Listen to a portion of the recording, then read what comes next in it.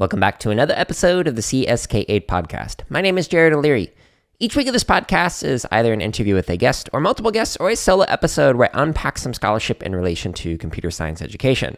Now, this week is a little bit different. So it's 2023, first week.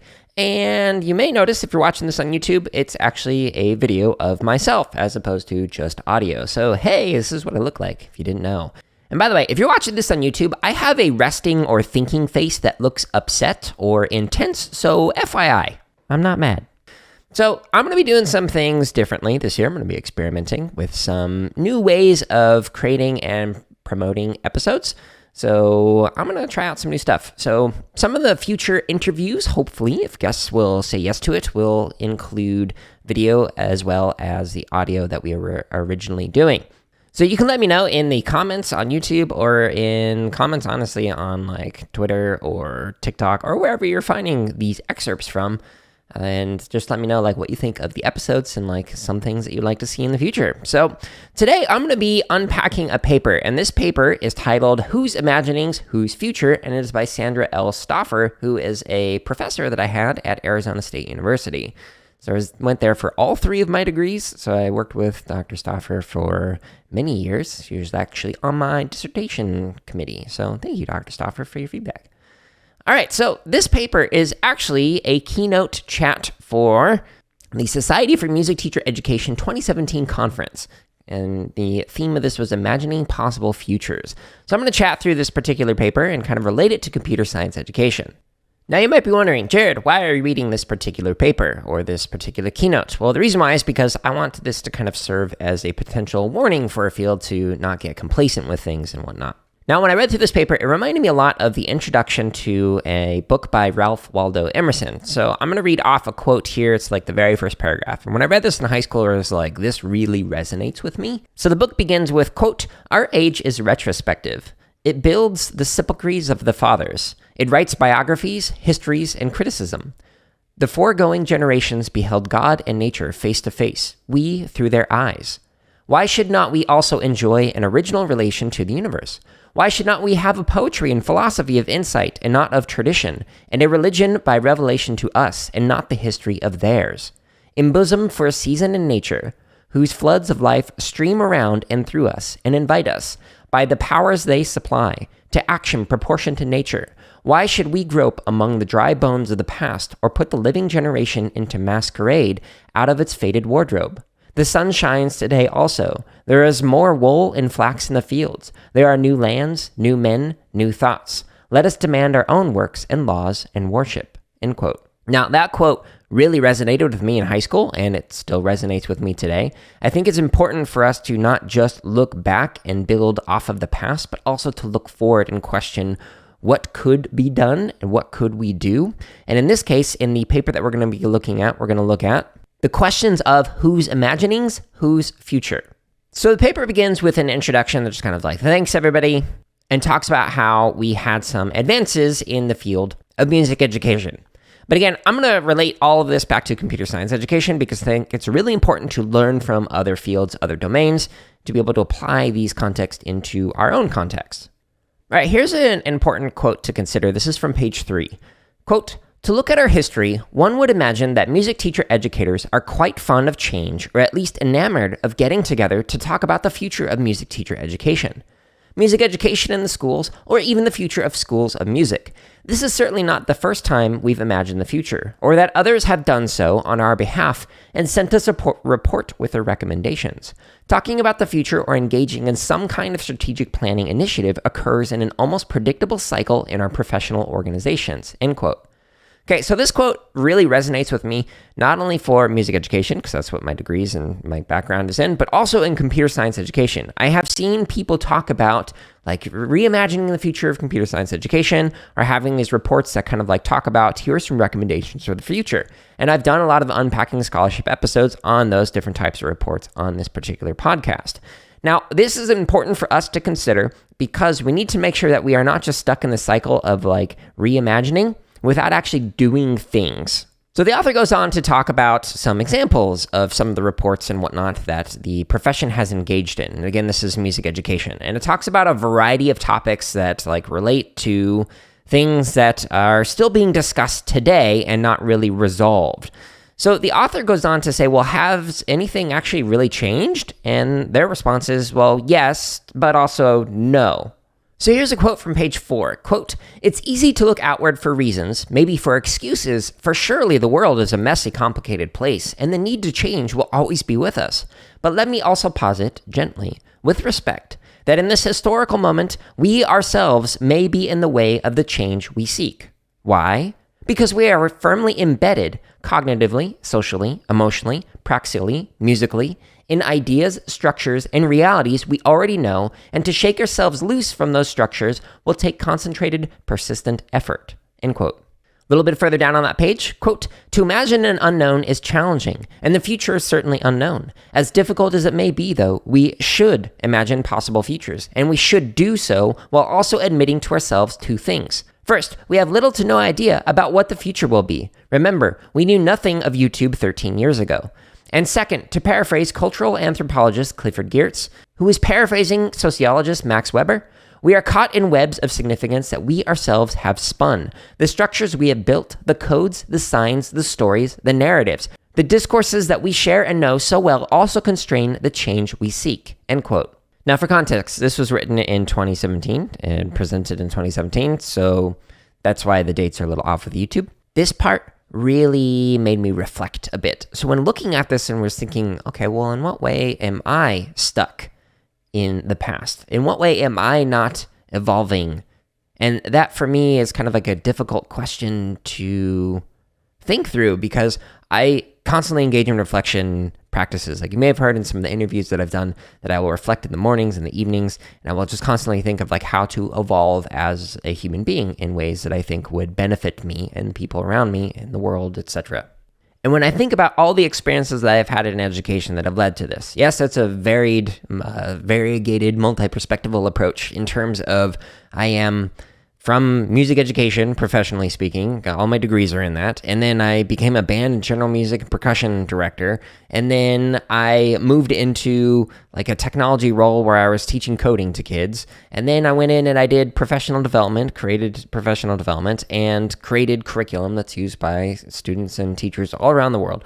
Had all these like really different experiences and whatnot, but I am still stuck in specific narratives and codes and ways of understanding that are related to how I was brought up through education, not only as a student, but also as an educator or as a facilitator. So all of these things kind of like impact the ways that I view the world of education and therefore impact what I see as possible futures for the field, for myself as an educator, and for the students that I work with. This is beneficial in that I have this like gestalt to build off of. However, it is also problematic because I am not able to see things that are outside of this like narrow scope of view that I've had in the world of education. Again, even though that I have had a variety of experiences that most teachers don't have, who might only teach one subject area, it's still a very limiting and very narrow perspective to go off of, which is why when I do these Unpacking Scholarship episodes, I have pulled in some scholarship, not only from like sociology, but also from like sports psychology, like the episode that I did on K. Anders Ericsson's paper, which the paper is titled The Role of Deliberate Practice in the Acquisition of Expert Performance. If you want to check out that particular episode, released in January of 2021. But it's also why I look at like more familiar domains for myself, like music education, like in this particular keynote that I'm reading off, but then also some more relevant domains like maker culture and maker spaces, etc. So you'll find a bunch of different podcast episodes that pull in all these different perspectives to try and look at this idea, this field, this domain from different angles, different lenses, different perspectives in order to better understand some different ways that we might be able to help the people that we're working with, whether it's teachers or students or whomever. But all of that starts with first realizing that we have some things to look at and to reflect upon to really understand where we've come from. So I had a professor who did a class that was talking about different types of cultures and whatnot. And this is broadly speaking, like capital C type of cultures. And so one of the ways that he framed this particular class was around centering, decentering, recentering. So the centering idea was kind of reflecting on where you're at, who you are as an individual, and how you fit within different types of cultures, etc. The decentering was then unpacking that and trying to find some areas of growth or areas where you might not have reflected on, or maybe even to problematize some of the ideas that you hold. And then the recentering was to, okay, now after you've kind of broken things down and learned some new things, let's build it back together and let's figure out where you are now. So it's this continuous cycle that you go through of centering, decentering, recentering that allows you to kind of reflect upon where you are, where you're going, and some hopefully expose some areas that you might not understand. So this, I think, is something that we could do when it comes to the field, in the future of the field and our own philosophies or perspectives on the field. Now, one of the things that I've mentioned in some of the other podcast episodes is I'm not really a standards kind of person. I don't look at them and go, yeah, this is great. I understand that there are some uses for them. However, there's also some problems. And I'll do an Unpacking Scholarship episode in the future that kind of unpacks it. But here's a little quote from page 4 from Dr. Stauffer. Quote, standardization has become more and more urgent since the Industrial Revolution, a century earlier than that. How was one machine to interface with another? One measurement to be compared to another? How could pieces of an enterprise or parts of a machine made in different places be compatible? Standardization in gizmos and gadgets and many other places in our lives is a good thing. Standardization allows for predictability, which is why we know that, given the correct adapter, we can plug our iPhones into sockets nearly anywhere in the world and recharge them. End quote. So yes, the author admits that there are some good things with standards. I agree. There are some great things that can come from standards. However, they pose a potential reframing of things, and this is on page 5 that I'm going to read off. Now, the organizations NAFME and NASM are organizations that kind of help support the field of music education. Now, think of this like a CSTA or ACM. Those are kind of the equivalents when I read off this particular quote. So this is from page 5. Quote, but structures and standards have multiple downsides, among them lack of variety, no guarantee that the standard is the best option, control of standards may be inequitable or unjust market or political forces, and elimination or silencing of rival ideas when a standard is widely accepted for whatever reason or through whatever set of circumstances. So we need to be honest. Our structures, NAFME, NASM, and others, are a century old based on language and ideas that are 2 centuries old and firmly grounded in standardization. And, in my view, our structures have impacts that stand in the way of change. Still, as Derrida says, within every text, every structure is its own undoing. It is always already coming apart, cracking, rupturing, and in those cracks and breaks are the possibilities of opening and newness. How might we hurry that along? End quote. Now, a little bit further down on the page, the author clarifies that the different structures have some different binaries and even dualisms that are, in this case, centuries old, and they're often meant to perpetuate the paradigms and practices of their day. So here's a very quick little history lesson for those of you who are unfamiliar with it. So music education was actually introduced into the schools in the 1800s, and it was by Lowell Mason. So Lowell Mason was running it, basically, think of it an out-of-school choir with kids. So Lowell Mason wanted to prove that, hey, kids can learn how to sing, and they can actually do this in schools. This could be beneficial for them.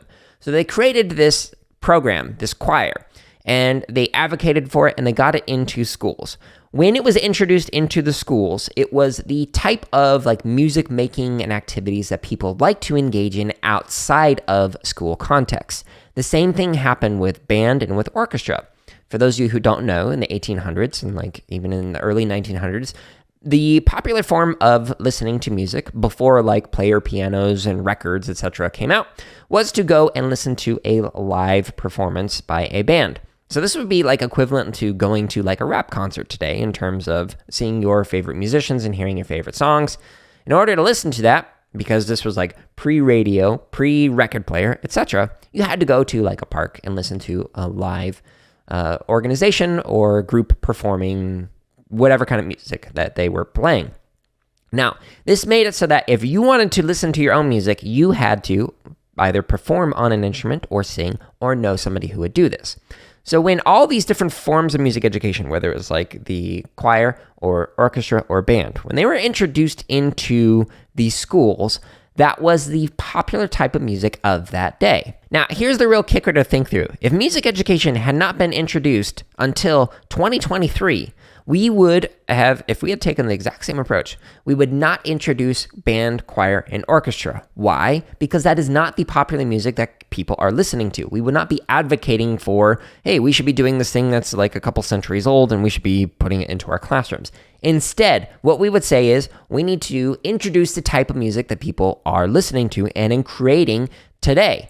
And so that would most likely be rap, hip hop, EDM, production. It would not be jazz. It would not be rock, etc. It would be the things that people are really engaging with right now. This is important to consider from a policy and advocacy kind of standpoint. When we are advocating for different ways of making music in this particular context, we need to make sure we are advocating for the ways that people engage with music outside of schools. Now, what does this have to do with computer science education, you might be wondering? Well, let me tell you real quick. My fear for computer science education is that we are going to replicate some of those problems that music educators have, in that we are going to introduce computer science education in ways that were meaningful to us at the time and not evolve and adapt to what is going on with the ways that people are engaging with computer science practices, concepts, skills, etc. outside of the classroom, which when we are stuck in standards, these standards are written and they are often not adjusted or adapted or modified for several years, sometimes a decade or more, depending on the field, etc. So I had the privilege a few years ago to work with some Wyoming educators to come up with their state standards. But one of the things that we talked about is how the process typically was a decade or so between when standards were implemented and when a new revision came out.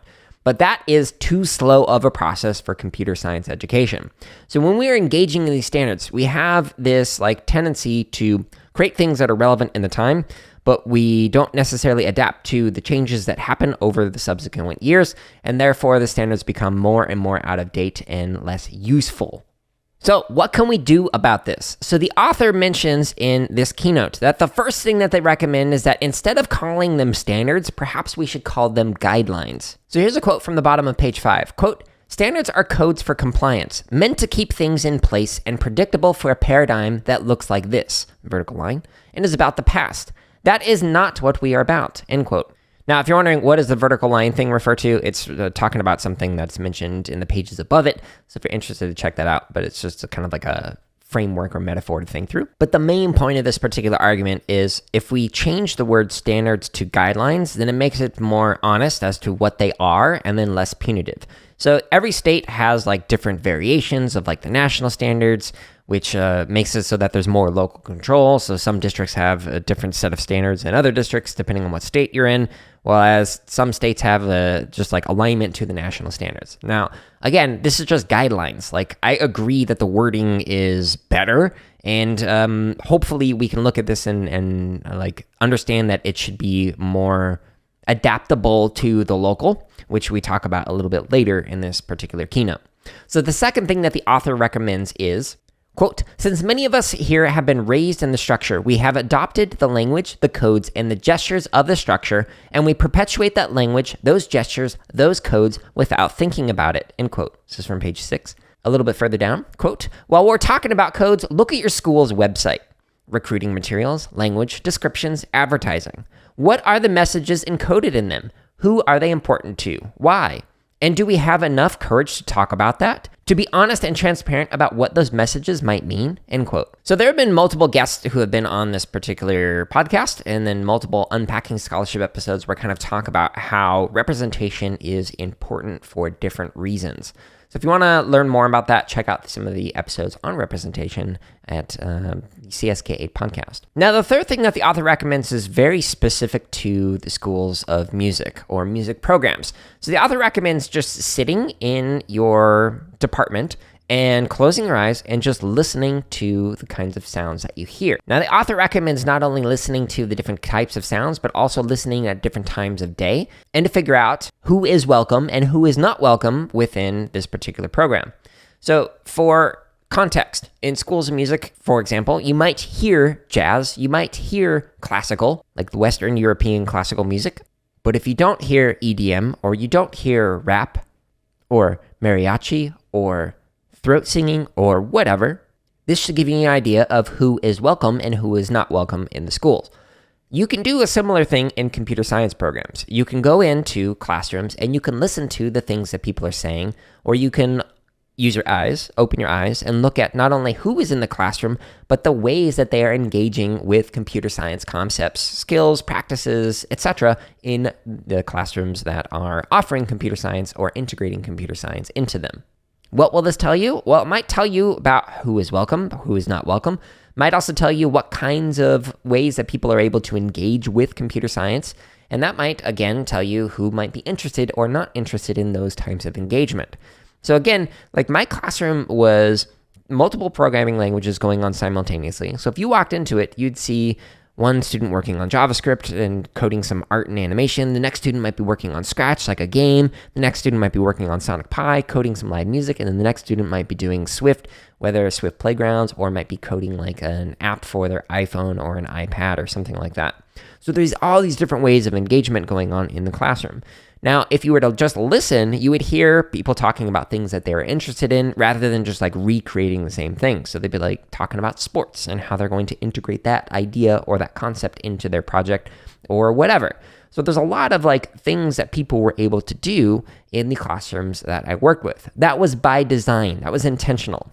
If you want to learn more about how I designed and facilitated those kinds of classes, then check out the episode titled Applications of Affinity Space Characteristics in Computer Science Education. Now, the fourth thing that the author recommends is actually looking at not just what is being taught or how it is being taught, but who is engaging with a field or a domain. So who are these students who are learning computer science, if we're thinking about it in relation to the classes you might be facilitating? Don't just focus on the content or the pedagogy. We need to think about who we are working with. We are working with individuals, and we can't just treat them as a collective or as a group, etc. And we need to not just think about like their demographics and their cultures, but also why is this important for them to understand or for them to know? Or if they are not passionate about computer science education, why? That is something for us to consider and for us to be able to adapt to. So the author recommends that every program should look different. So here's a little random tangent from back when I was teaching general music and band and when I first started teaching. The very first class that I ever taught on my own, after I was hired, was a 3-grade level course. I think it was like 2nd, 3rd, and 4th grade, something like that.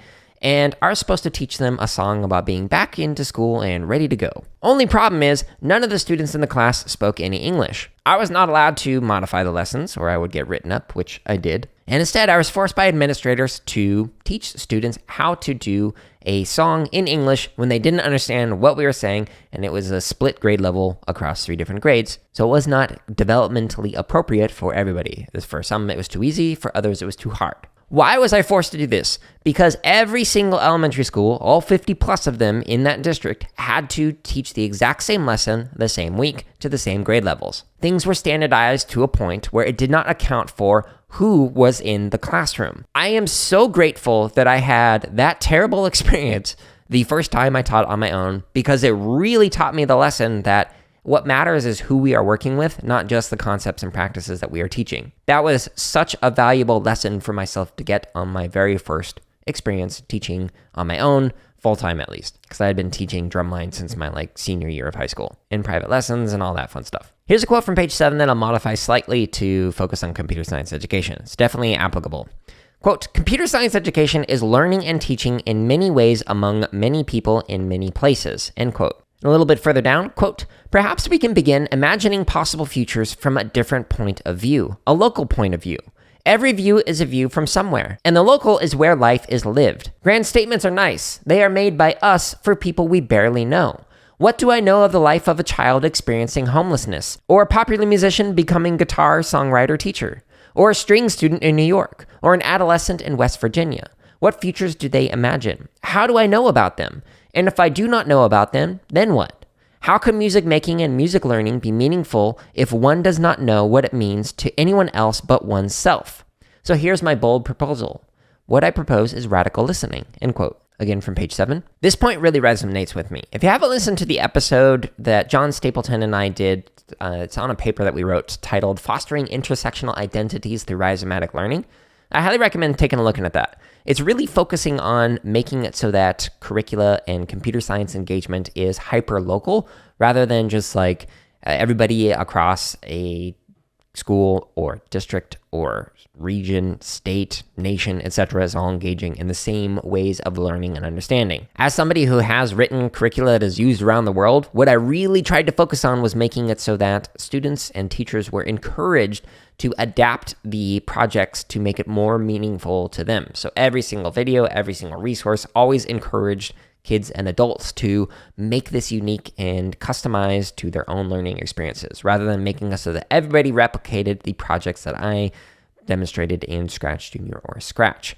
So when it comes to computer science, you can do this for yourself and the students that you work with. Again, the way that I did it, listen to the Affinity Space episode that I mentioned earlier, but it's just basically about getting it so that kids come into the class with their interests and they share it with other people by creating different expressions through code. So the author goes on to talk about what does radical listening mean. So they describe an experience of attending a political rally as a protester. And so there were basically two sides divided by a road and like some barricades and things like that. So one side was in support of somebody who was visiting the town, and then the other side were people who were against that. And while they may have been like yelling things at the other side, or they may have been like holding up signs that demonstrated what they're saying, they're not actually talking in a way that both sides were willing to engage and listen appropriately. Instead, they're engaging in discursive practices that were trying to persuade one side to understand and agree with the other side, as opposed to trying to listen for understanding a different point of view or a different perspective. One way that I think this is really relevant to computer science education is, okay, well, if we think of the roughly 40% of people who don't think that equity should be discussed in computer science context, rather than saying, hey, it should be discussed in computer science context, why don't we actually sit down and ask, well, why don't you think that? I've talked about this in other episodes, like related to curriculum and integration, etc., about how maybe the people who think that equity should not be discussed in computer science, maybe the reason why is because they don't think that we should focus on anything other than skills, concepts, practices, etc. So we should be hyper-focused on the understandings and applying them in a context. You might apply it in an equitable way, hopefully you would, but those people might think we should focus on the concepts and practices rather than the application of it itself. I don't know. I'm just guessing here. What the author is recommending is that we listen, and I recommend that for the field as well, is trying to better understand different perspectives that we might not agree with. All right, so that is kind of a short summary of the keynote itself. If you're interested in it, I highly recommend taking a look at it. But at the end of these Unpacking Scholarship episodes, I like to think through some lingering questions and thoughts and just kind of share them to share. Here are the things that I'm still thinking through as a result of reading through an article or whatever. Okay, so the first question that I have is, when is a standard more useful than a guideline? So while I agree with what the author is saying in terms of, instead of calling them standards, what if we call them guidelines?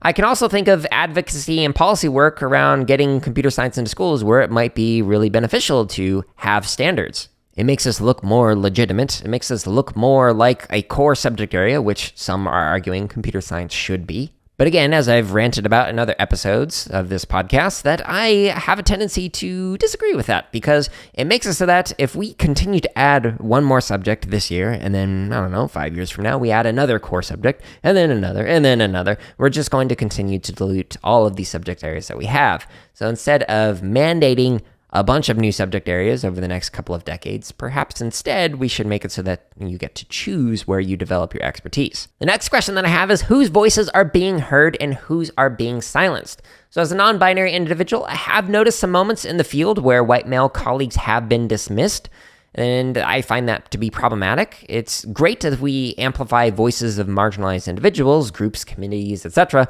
but if we flip the oppression onto the oppressor, this goes against Paulo Freire's notion of dialogue, which, if you haven't listened to those particular episodes, I have done Unpacking Scholarship episodes on Chapters 1, Chapter 2, Chapter 3, And chapter 4.